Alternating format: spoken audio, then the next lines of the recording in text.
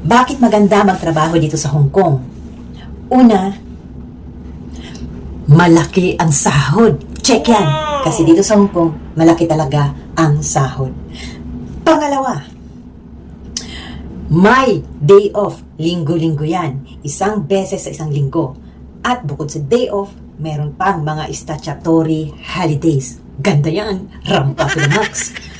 Pangatlo, ang maganda dito, kapag hindi ka palabasin ni amo sa iyong day off, babayaran ka nila. Ang ganda, dagdag sa ating sahod din yan. O diba, may pangrampa na naman tayo nito. Pang-apat, ito talaga ang pinakamaganda sa lahat, ha? Kung nagtatrabaho ka dito sa Hong Kong. Alam niyo ba kung bakit? No. Meron kang talent, guys. Madadagdagan ang iyong talent. Ang talent mo na iyong madiscover ay ang matuto kang kausapin ang sarili mo.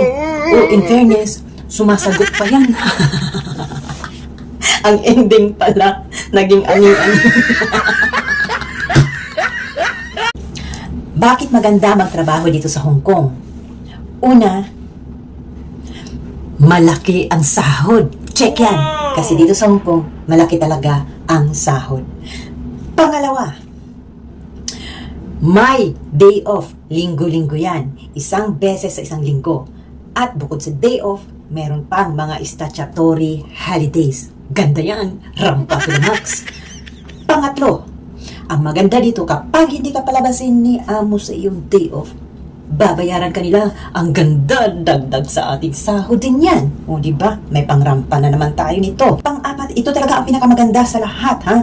Kung nagtatrabaho ka dito sa Hong Kong. Alam niyo ba kung bakit? No. Meron kang talent, guys. Madadagdagan ang iyong talent.